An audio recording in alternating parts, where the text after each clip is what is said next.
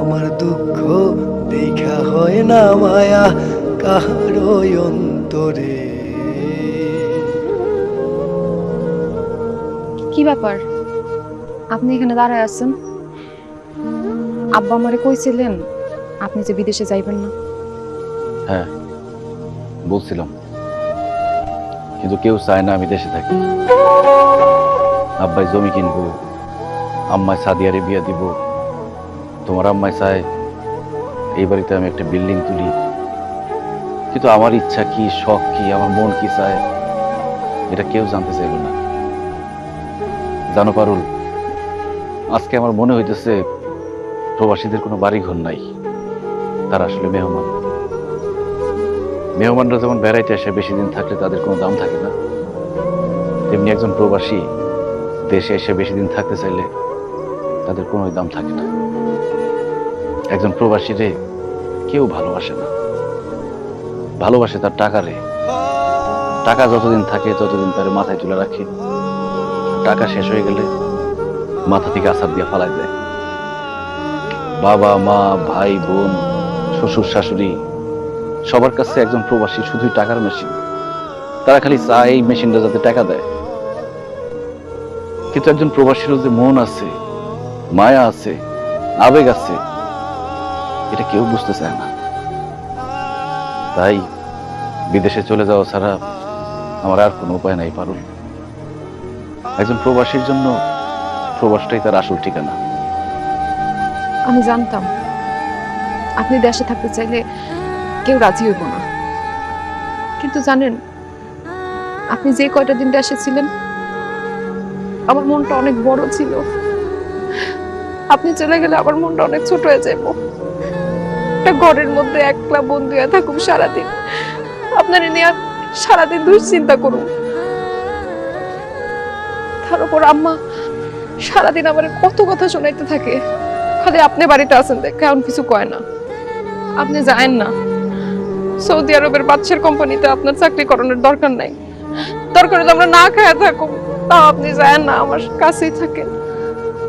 আমি কোনো বাদশার বড় কোম্পানিতে চাকরি করি নাই পারুল। আমি তোমাকে সবাই মিছা কথা কইছি। আসলে আমি মরুভূমিতে উট চড়াইতাম। জানো পারুল, মরুভূমিতে এত গরম, কোনো সুস্থ স্বাভাবিক মানুষের পক্ষে 1 মিনিট দাঁড়ায় থাকা সম্ভব না। সেখানে দিনের পর দিন কত কষ্ট করে টাকা কামাইছি। পানি খাওয়ার জায়গা থাকতো না, মাঝে মধ্যে মনে হইতো জানটা বাইর হয়ে যাইব। অনেক দূরে যাইতে হইতো পানি খাইতে। বেশি দূরে চলে গেলে মাঝে মধ্যে ফিরতে ফিরতে রাত হয়ে যেত, বালির মধ্যে ঘুমায় থাকা লাগতো। কখনো খাইয়া কখনো না খাইয়া দিন রাত এক করে কত কষ্ট করে টাকা কামাইছি, দেশে পাঠাইছি। অথচ আমার আব্বা আমারে কইলো আমি নাকি বিদেশে গিয়ে ঘোড়ার ঘাস কাটছি। আপনি এত কষ্ট করে টাকা ইনকাম করছেন, বাড়িতে এসে টাকা এরকম নষ্ট করলেন কেন? মানুষের দেখানোর লিগা, মানুষকে বোঝানোর লিগা যে আমি অনেক টাকার মালিক, আমি অনেক ভালো আছি। আর দেশে এসে টাকা পয়সা ভাঙলে মানুষ আমার সম্মান দিব, আদর করব, ভালোবাসবো। বিদেশে তো সব সময় মালিকের অপমান, অবহেলা, ধমক এইসব শুনতে হইতো। আর সেই জন্য দেশে আইসা আমার আপন মানুষের কাছ থেকে, আশেপাশের মানুষের কাছ থেকে আদর, সম্মান, ভালোবাসা এসব টাকা দিয়ে কিনতে চাইছি। কিন্তু আমি বুঝতে পারি নাই পারবো, ওই টাকা শেষ হয়ে গেলে গা আদর, যত্ন, ভালোবাসা সব শেষ হয়ে যেত। জানো পারুল, প্রবাসে এক একটা টাকা আমি কত কষ্ট করে ইনকাম করছি, এটা যদি একবার আমার কাছের মানুষগুলোরে দেখাইতে পারতাম।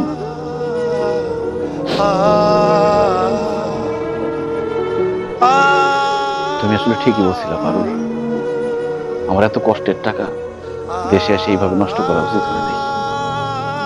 আজকে সেই টাকাগুলো যদি থাকতো, আমার একটা সাহস থাকতো, বল থাকতো, আমি বিদেশে না গিয়া দেশেই কোনো একটা ব্যবসা করতে পারতাম। কিন্তু এখন তো আমার কিছুই নেই, আমার সব শেষ। এখন তো বিদেশ যাওয়া ছাড়া আমার আর কোনো উপায় নাই। পারুল, তুমি আমার একটু শক্ত করে জড়ায় ধরবা। আমি তোমারে চাইরা, আমাদের যে বাচ্চা হবে সে বাচ্চারে চাইরা আমি বিদেশে যেতে চাই না।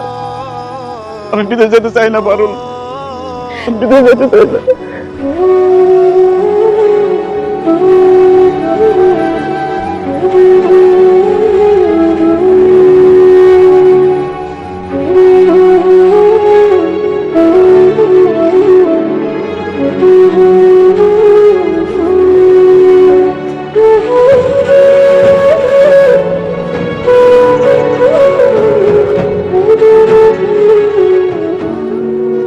কান্দিস না রে বোন, নিজের খেয়াল রাখিস আর বাইরে থেকে দোয়া করিস। আব্বা আম্মা, আমি চলে যাইতেছি, তোমরা নিজের খেয়াল রাখো, ভালো করে খাওয়া দাওয়া করো, আর অসুখ বিসুখ হলে ডাক্তার দেখাইও।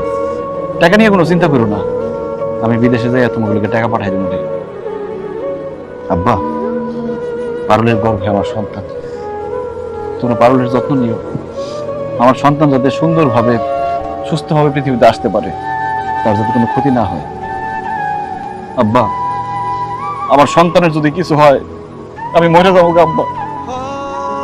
খুব ইচ্ছা আছে আমার সন্তান হওয়ার সাথে সাথে তারে আমি দেখবো, তারে কোলে নিব, কিন্তু সেটা তো আর হইল না। আমার ভিডিও কল দিয়ে দেখাইও, আর ওর কানে কানে কয়ে দিও যে এটা তোর আব্বা। আমার জন্য তোমরা দোয়া করো, আমি যাতে বাইসে আবার দেশে ফিরতে পারি, আমার সন্তানের মুখটা দেখতে পারি, আমার সন্তানের মুখে বাবা ডাকটা শুনতে পারি। বাজার আর কান্দিস না বাজার, কান্দিস না। আমরা তো অবশ্যই তোর বহু দেখে রাখো, তুই চিন্তা করিস না, তোর সন্তান তোর বহু সবাই খুব ভালো মতো থাকবে ইনশাল্লাহ। বাবার নিজের খেয়াল রাখিস, খাওয়া দাওয়া ঠিক মতো করিস, বাড়ির কথা চিন্তা করিস না, আমি আছি, তোর আব্বা আছে, শাশুড়ি আছে, আমরা বৌমাদের দেখে রাখবো। আম্মা, আমি জানি বাড়িতে আপনি একা মানুষ, আপনার অনেক কাজ, তারপর সময় পাইলে মাঝে মধ্যে এসে পারুলটা দেখা যায় না। পারুলের যদি কোনো সমস্যা হয় আমার আব্বা আম্মা তো আমার জানাইবো না, ভাববো আমি দুশ্চিন্তা করব, আপনি আমার একটু জানাই দিয়েন। আমি অবশ্যই জানাবো বাবা, তুমি কোনো চিন্তা করো না, তুমি সাবধানে যাও, পারুলের সব কথা আমি তোমার জানাবো। বাবা তুমি খালি আমার এই মন্টুর কথাটা একটু মাথায় রেখো। ঠিক আছে আম্মা। পারুল, স্বামী হিসেবে আমাকে যখন তোমার সবচেয়ে বেশি দরকার, তখনই আমি তোমার ছেড়ে অনেক দূরে চলে যেতেছি। এমন অযোগ্য স্বামী আমি, কি করুম কো? আমাকে প্রবাসী জীবনটাই এমন, ছুটি শেষ হয়ে গেলে সব ফালায় চলে যেতে হয়, সবার মুখে হাসি ফোটানোর জন্য, সবারই ভালো রাখার জন্য। আমি জানি আমি সবার মুখে হাসি ফোটাইতে পারলেও এবার তোমার মুখে হাসি ফোটাইতে পারবো না, কারণ তোমার মনে কষ্ট দিয়ে আমি চলে যেতেছি। আমার মাফ করে দিও পারো।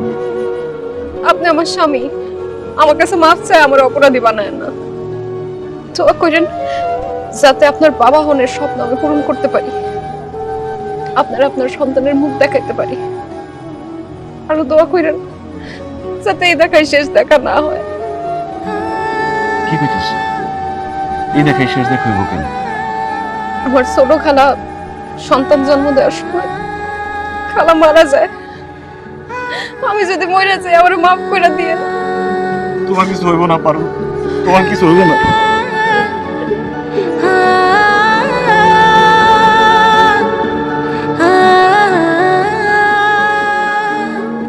বাবা বাবা মুক্তি, কান্দিস না বাবা, কান্দিস না, সময় হয়ে গেছে না, চল রওনা দিতে হবে, চল চল চল স্যার, দিতে দিতেছি, চল স্যার মা, যাওয়ার সময় কাঁদতে নেই, চল। পরিবারের চিন্তা কইরা দেশে আইল মতিন, কি দাম দিল পরিবার তার, সে আজ মূল্যহীন। বিধি বিধি রে,